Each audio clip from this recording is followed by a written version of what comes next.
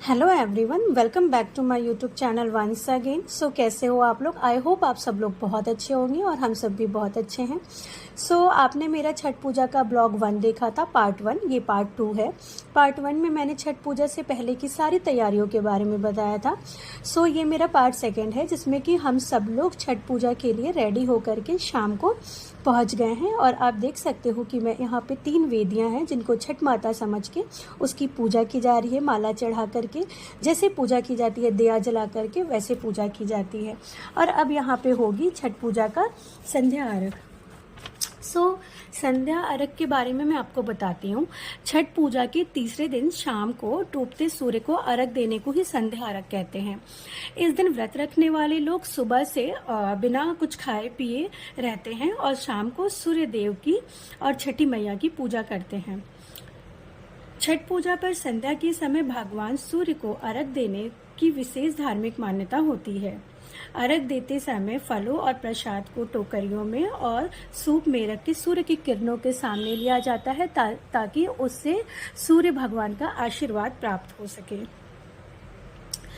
यहाँ पे आप देख सकते हैं कि शाम का टाइम हो गया है और सूर्यास्त होने से पहले ही जो व्रती लोग होती हैं वो पानी में या फिर नदी या तालाब में खड़े होकर सूरज के डूबते समय उनको अर्घ देती हैं। इसके पीछे की ये मान्यता है कि डूबते समय सूर्यदेव अपनी दूसरी पत्नी प्रत्युषा के साथ होते हैं और इस समय सूर्य को अर्घ देने से जीवन में जितनी भी समस्याएं होती हैं वो दूर हो जाती हैं और प्रत्युषा की वजह से सौभाग्य में भी वृद्धि होती है।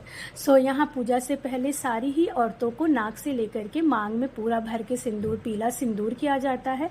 इसके पीछे की यह मान्यता होती है कि पीला सिंदूर जो है वो सबसे पहले तो सूर्य भगवान के नारंगी रंग मतलब उसका प्रतीक है, जो कि हमेशा चमकता रहता है। और नाक से लेकर पूरे मांग में सिंदूर भरने का यह मान्यता है कि इससे पति की जो आयु होती है वो बहुत लंबी होती है और जो भी उनके लाइफ में रुकावटें होती हैं, बाधा होती हैं, वो दूर होती हैं और उन्हें बहुत सारी सक्सेस मिलती है उनके जॉब में, उनके करियर में।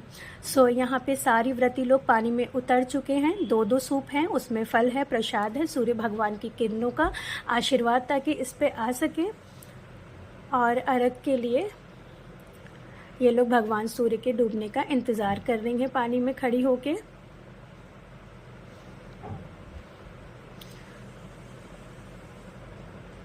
अभी समय हो गया है और जो ये पूजा विधि है वो संपन्न होगी, मतलब कि आरंभ हो चुकी है।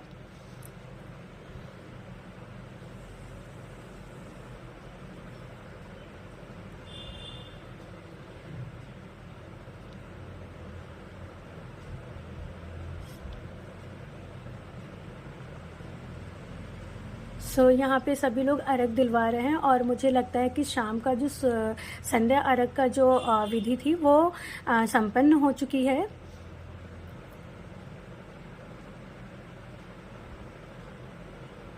और ये वेदी पे दिया जल रहा है। आपने कलश में जो दिया देखा है ना वो जलते रहना चाहिए, मतलब सुबह के सूर्य अर्घ के बाद तक। यहाँ पे संध्या अर्घ के बाद सब लोग पूजा वाले घर में आ गए हैं और ये तीनों कलश रख दिए गए और सुबह की पूजा के लिए जो भी तैयारी करनी होती है वो सारी तैयारी कर रहे हैं सभी लोग मिल करके। सिर्फ इसलिए क्योंकि मॉर्निंग में जो ये शाम को मौसी की कुछ फ्रेंड्स आई हैं छठ पूजा देखने के लिए, तो उनके लिए कुछ इवनिंग स्नैक्स वगैरह है।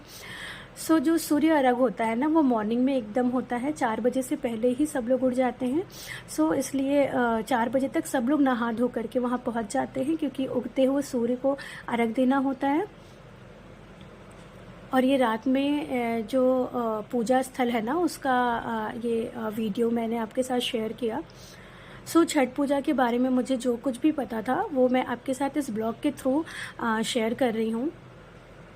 और अगर आपको भी कुछ पता हो तो आप मुझे कमेंट में प्लीज़ शेयर करना, जो मुझे शायद ना पता हो। ये देखिए कितने अच्छे से हमने डेकोरेट किया है पानी में फ्लावर्स के पेटल्स वगैरह डाल करके।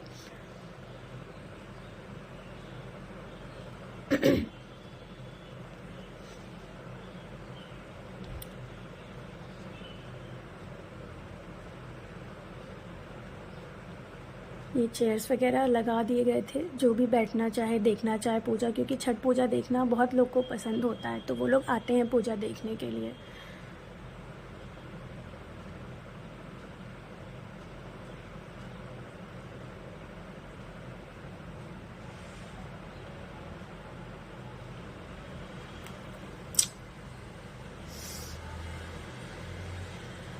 अभी ये मॉर्निंग के 4 o'clock हो रहे हैं और सब लोग नहा धो करके रेडी हो गए हैं और व्रती लोग अपना कलश लेकर के पूजा स्थल पर आ चुकी हैं। सबसे पहले वेदी की पूजा की जाएगी। सबसे पहले उनको लीप करके, उनको फूल चढ़ा करके, सिंदूर से टीक करके, दिया जला करके पूजा की जाएगी। उसके बाद सूर्य भगवान के उदय होने का इंतज़ार किया जाएगा। जो सुबह की अर्घ होती है ना, मॉर्निंग अर्घ की, छठ पूजा की जो सूर्य अर्घ होती है वो आखिरी दिन होती है। सूर्योदय के समय उगते सूरज को अर्घ देने का मतलब ये होता है कि व्यक्ति को सुख, समृद्धि, संतान और सौभाग्य की प्राप्ति होती है। छठ पूजा में सूर्य भगवान और छठी मैया दोनों की पूजा की जाती है, इसलिए इसे सूर्य षष्ठी भी कहा जाता है। इसी दिन व्रती महिलाएं सूर्योदय से पहले ही नदी के घाट पर या पानी में उतरकर तालाब के पास पहुंच करके अर्घ देती हैं। इसके बाद सूर्य भगवान और छठी मैया से संतान की सुरक्षा और परिवार की सुख शांति की कामना भी करती हैं।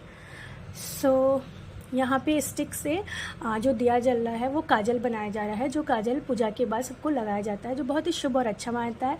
और यहाँ मेरा इशू भी है, जो मेरा राजा बेटा रेडी वेडी होके नहा वहा के सूर्य भगवान का अर्घ देखने के लिए आकर बैठा है। यहाँ पे सब लोग इंतज़ार करें सूर्य भगवान के उदय होने का। और यहाँ पे सारी तैयारी ऑलमोस्ट हो चुकी है।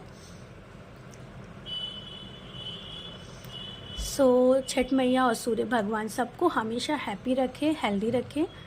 और अभी सूर्य भगवान का उदय हो रहा है और अर्घ की जो विधि है वो की जाएगी। मेरी सासू माँ ने भी इस बार छठ पूजा का मतलब छठ व्रत रखा था। तो यहाँ पे मेरे फादर इन लॉ हैं, मेरा बेटा है, मेरे हस्बैंड और मेरे देवर, सब लोग मिलकर यहाँ पे पूजा करवा रहे हैं। और जो अर्घ दिलाता है उसको टच करने से सबको ही वह पुण्य अर्घ दिलवाने का प्राप्त हो जाता है।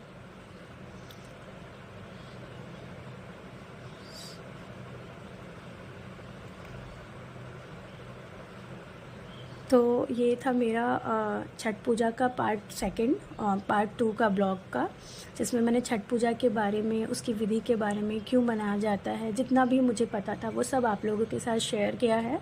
और ये पूजा संपन्न होने के बाद जो व्रती होते हैं उन विशु पैर छू रहा है, सब लोग पैर छूकर आशीर्वाद लेते हैं। और यहाँ हवन हो रहा है और सिंदूर लगा रही है मौसी यहाँ पे। ये पूरा पूजा संपन्न हो चुकी है। उसके बाद सुबह प्रसाद खाने के बाद ये ब्रेकफास्ट की तैयारी हो रही है। और ये हमारे छोटे छोटे से कुक हैं, इनकी मम्मी लोग किचन में हेल्प करती हैं हम लोगों को, बट उन लोगों का भी छठ पूजा का फास्ट है तो ये हमें किचन में हेल्प करने के लिए आए हैं। मैंने इन लोग को भी मैं इनके साथ ही किचन में थी तो मैंने इन लोगों की भी वीडियो आप लोग के साथ शेयर की। ये मेरा ब्लॉग पार्ट 2 था छठ पूजा के बारे में। अभी इसने देखिए भुजिया बनाई थी, बट इसने हलवा बना दिया है क्योंकि इसको इतना आता नहीं है। और इन लोग की हेल्प की वजह से हम बहुत अच्छे से ये पूजा कर पाएँ और सब लोग मतलब ब्रेकफास्ट वगैरह कर पाएँ। ये मेरा पूरा छठ पूजा का ब्लॉग पार्ट 2 था। अगर आप लोग को मेरा ये ब्लॉग अच्छा लगे तो प्लीज़ लाइक करिएगा, सब्सक्राइब करेगा, शेयर करेगा। और अगर कुछ भी मिस्टेक हो तो आप मुझे कमेंट में बताइएगा और अच्छा हो तो भी बताइएगा। And thanks for watching my channel. Bye bye.